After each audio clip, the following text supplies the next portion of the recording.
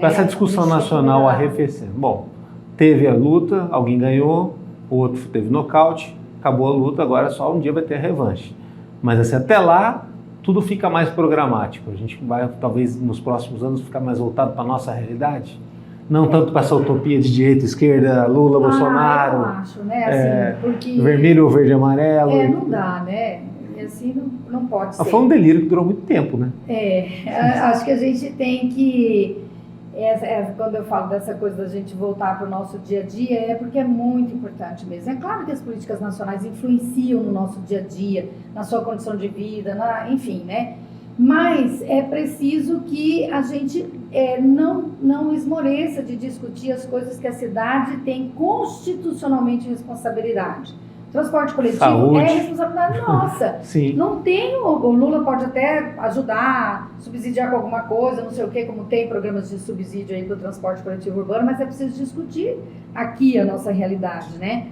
Nós não temos o transporte da van, né? Até hoje, pelo menos, ainda não, acho que recentemente estava sendo discutido. Um dado interessante, até, em Campo Grande são 250 mil pessoas que utilizam o transporte coletivo durante o mês. A estatística deles, essa estatística fica meio que o data eu, né? O consórcio Cruz vai lá, calcula da forma dele e faz isso.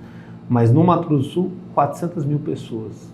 É muita gente. Quer dizer, é mais que a segunda maior cidade. Né? Tem gente pra caramba para utilizar isso e aguardando alguma mudança nessas questões, né? Não, e o transporte coletivo urbano de Campo Grande já foi muito bom. Por que não vai voltar a ser, né? Eu utilizava o transporte coletivo urbano sem dor. Hoje em dia, qualquer pessoa que não tem um carro próprio, tem que pagar o Uber ou... Aí vira as motos, né, os acidentes. E as motos, e os acidentes, e mais ônus, né, porque você tem que pagar a moto, que é um patrimônio, você tem que pagar impostos para utilizá-la, enfim. E o transporte coletivo urbano, eu lembro, na minha época, que a gente tinha o Corujão, sabe, ele passava, não tinha jeito, a gente ia para as festas, voltava para casa de ônibus, né, porque você vinha 1 hora da manhã, ou 2, ou 3, ou 4, das 5 em diante que começava a rodar mais. Então, assim, a gente pode resgatar isso, tem discussão para isso, tem modelo, mas é preciso criar o nosso jeito aqui, né, sem preconceito, mas com muita força para solucionar. Na saúde, a gente também tem imensos desafios que já tardam. Eu não sou dona da verdade, mas eu acho que a gente pode ajudar a discutir.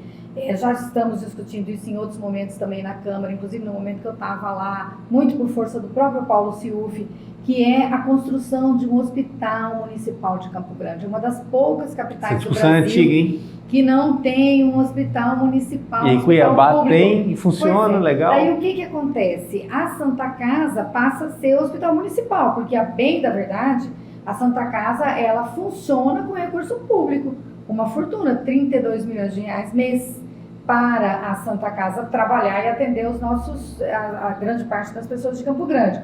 E o hospital regional é um hospital universitário, basicamente isso. Mas ainda é preciso ter uma rede municipal estruturada e um hospital municipal é importante.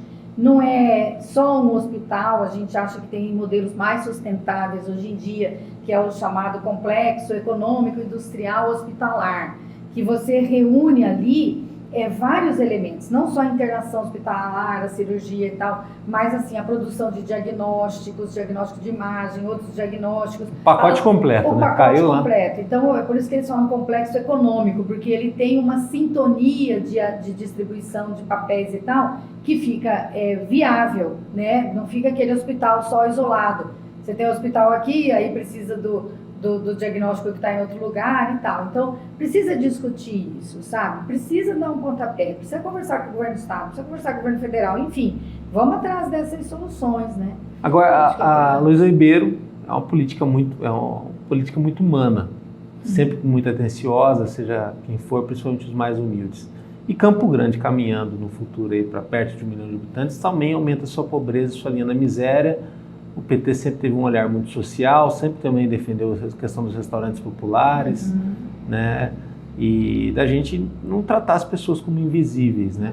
Isso também vai estar na agenda do seu programa de trabalho?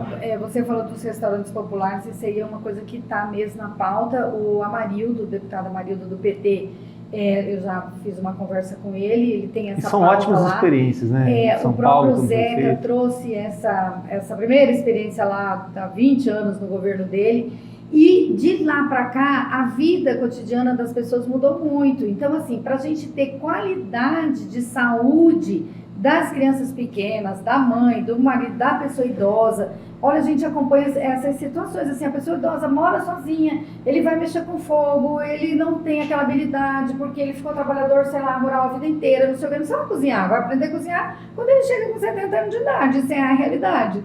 Ele ficou sozinho em casa, Sim. já não tem mais aquela pessoa para levar a marmita dele, viúva, então ela tem que fazer sozinha. A mulher ainda tem mais aquela habilidade por causa da cultura que ela acumulou, né? Mas o homem aprende a cozinhar sozinho e tem um monte de problemas.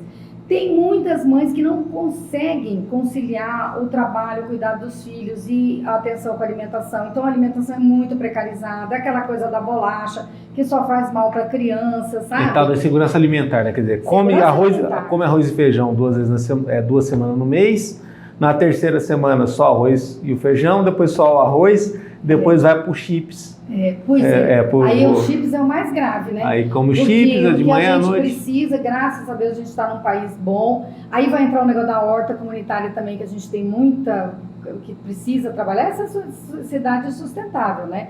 Então, assim, a gente precisa ajudar as pessoas a fazerem as refeições do dia sem muito drama. E isso não vai atrapalhar o comércio das refeições, porque não é para essas pessoas, entendeu? Poxa, se não você são tem mercado de consumo, pagar R$15 numa refeição, você está num outro nível, vamos falar bem a verdade.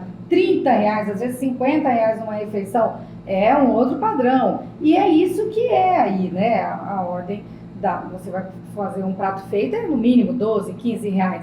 Mas a gente não está falando para quem pode isso, a gente está falando para quem está completamente desorganizado, ele não tem um refeitório na empresa dele, ele não tem na faculdade dele, na escola dele, ele não tem no trabalho dele, precisa sustentar as crianças e tal, e precisa ter uma saída. E uma saída nutricional adequada, né? Você falou arroz e feijão. É isso aí, arroz e feijão, batata, cenoura, cebola, tomate, alface, couve. E alguma proteína, né? E alguma proteína, né?